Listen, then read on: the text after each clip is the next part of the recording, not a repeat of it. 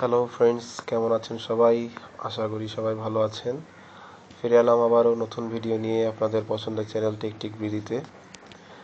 তো বিগত ভিডিওগুলো থেকে আমি যা বুঝতে পারলাম, পিয়ানোর প্রতি আপনাদের অন্যরকম প্যাশন আছে, যার কারণে পিয়ানোতে ভিউ আপনাদের বেশি পড়েছে। তো আমি আমার এবারের ভিডিওটিও পিয়ানো নিয়েই দেখাবো এবং আজকে একটি নতুন টিউন শেখাবো, সেটি হচ্ছে তেরি মেরি বডিগার্ড ছবি থেকে। তো আগের টিউনটা থেকে এটা অত্যন্ত সোজা। আগের টিউনটা একটু বেশ জটিল ছিল, আপনারা পেরেছেন কি না সেটা সম্পর্কে আমি জানি না, আপনারা যেহেতু কমেন্ট করেননি।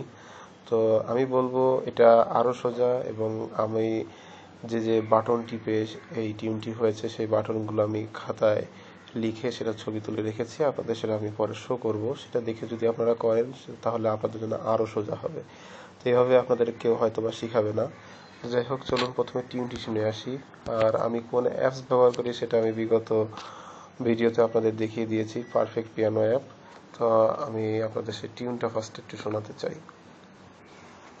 ওপেন করলাম।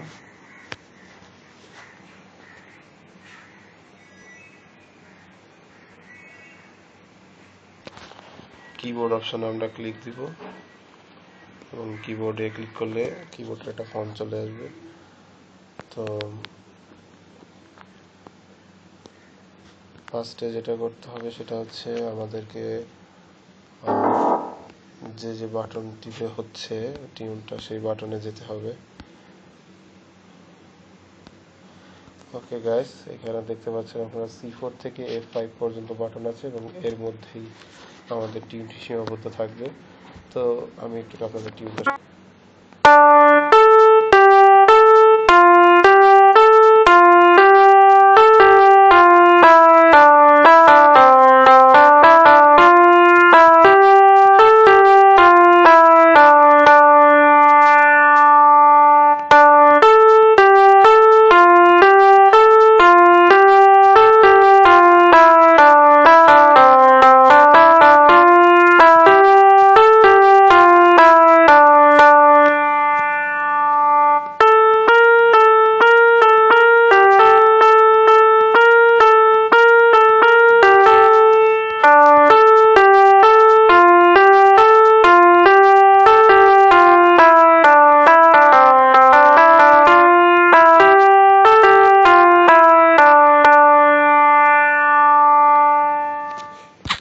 জাস্ট এটুকুই।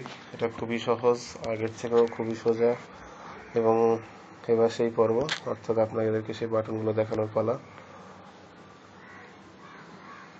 তো এই সেই বাটনগুলো যেগুলো চাপলে আপনাদের এই টিউনটি হবে। তো কিপ্যাডের এই বাটনগুলি আপনারা চাপবেন, আর এইখানে দেখানো হলো সেগুলো জাস্ট আপনারা রাইট ডাউন করুন এবং এটা দেখে দেখে চেষ্টা করুন। আমার বিশ্বাস খুব দ্রুত এবং খুব সহজে আপনারা আয়ত্ত করতে পারবেন। আরও অনেক এরকম ভিডিও পাবেন, কিন্তু এতে আপনারা অত্যন্ত সহজেই আপনারা খুব দ্রুত শিখতে পারবেন।